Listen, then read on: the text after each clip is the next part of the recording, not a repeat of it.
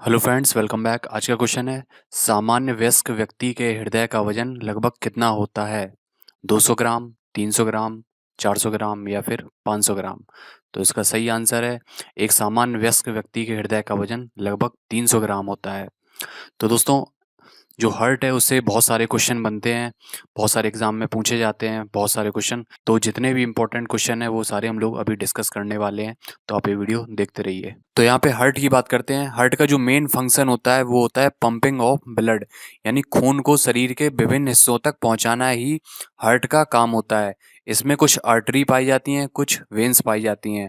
Artery को बोलते हैं हम लोग धमनियाँ, और वेन्स को बोलते हैं सिराएं। जो हमारे हाथों में जो नसें दिखाई देती हैं ना, उनको सिराएं बोलते हैं। धमनियों का क्या काम होता है? आर्टरी का काम होता है, जो हमारा हार्ट है वहाँ से जो शुद्ध खून है उसको शरीर के विभिन्न अंगों तक पहुंचाना ही हमारी आर्टरियों का काम है, धमनियों का काम है। और जो वेन्स है इनका क्या काम है? जो शरीर के विभिन्न हिस्सों से जो अशुद्ध खून है उसको हार्ट तक पहुंचाना। जो शुद्ध खून होता है वो O2 रिच ब्लड होता है, और जो अशुद्ध खून होता है वो CO2 रिच ब्लड होता है। इसमें CO2 की मात्रा ज़्यादा रहेगी और जो शुद्ध खून है उसमें O2 की मात्रा ज़्यादा रहेगी। बट यहाँ पे कुछ एक्सेप्शंस हैं, कुछ अपवाद हैं, तो वो हम लोग देखेंगे।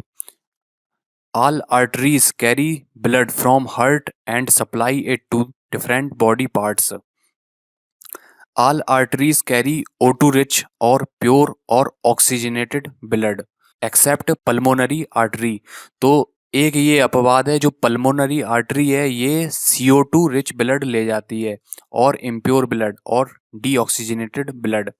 जो आर्टरी होती हैं वो शुद्ध खून ले जाती हैं शरीर के विभिन्न हिस्सों तक, लेकिन जो पल्मोनरी आर्टरी है वो CO2 रिच ब्लड ले जाती है। तो ये एक अपवाद है।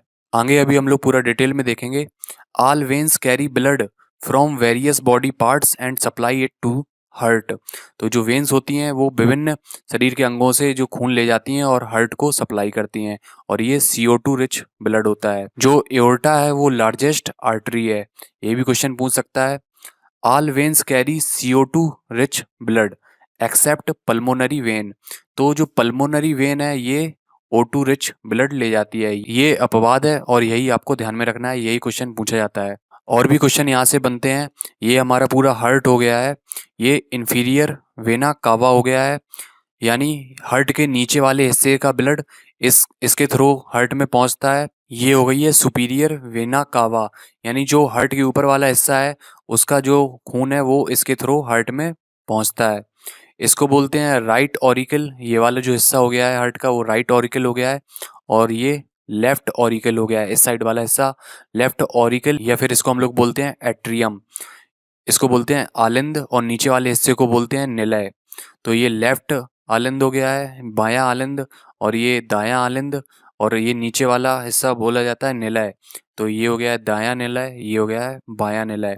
इंग्लिश में बोलते हैं इसको लेफ्ट वेंट्रिकल, और इसको बोलते हैं राइट वेंट्रिकल। तो इतनी सारी चीज़ें देखी। ये हो गया सुपीरियर वेना कावा, ये हो गया इन्फीरियर वेना कावा। इनका क्या काम है? यहाँ से ऊपर वाले हिस्से का ब्लड आएगा और यहाँ से नीचे वाले हिस्से का ब्लड आएगा। ये हो गया राइट ऑरिकल या फिर एट्रियम, इसको बोलते हैं लेफ्ट ऑरिकल या एट्रियम। नीचे वाला हो गया है लेफ्ट वेंट्रिकल, और ये हो जाएगा राइट वेंट्रिकल। हार्ट में 4 चैम्बर होते हैं, 1, 2, 3 और ये चौथा। और यहाँ पे वाल्व लगे होते हैं, इसको बोलते हैं ट्राइकस्पिड वाल्व। जो राइट साइड वाल्व लगा रहता है उसको बोलते हैं ट्राइकस्पिड वाल्व, और जो लेफ्ट साइड वाल्व लगा रहता है उसको बोलते हैं बाइकस्पिड वाल्व। ओके, अब देखिए जो ब्लड का सर्कुलेशन है वो कैसे होता है। ये जो ब्लड आया ये CO2 रिच ब्लड है। ये आ रहा है, ये पहले इसमें चैम्बर में आएगा, पहले वाले चैम्बर में, और फिर ये इस वाल्व के थ्रू होता हुआ दूसरे चैम्बर में आएगा। और यहाँ से भी CO2 रिच ब्लड आ रहा है। ये दोनों मिलते हुए ऐसे जाएंगे और ये पहुँचेंगे पल्मोनरी आर्टरी, और ये ले जाती है CO2 रिच ब्लड, और ये पहुँचेंगे लंग्स में। जो हमारे फेफड़े होते हैं उनका क्या काम होता है? ऑक्सीजन को एब्जॉर्ब करना, और यहाँ पे ऑक्सीजन इस ब्लड के साथ मिक्स हो जाती है। यहाँ से आती है पल्मोनरी वेन, ये ले जाती है O2 रिच ब्लड, और ये पहुँचता है थर्ड चैम्बर में।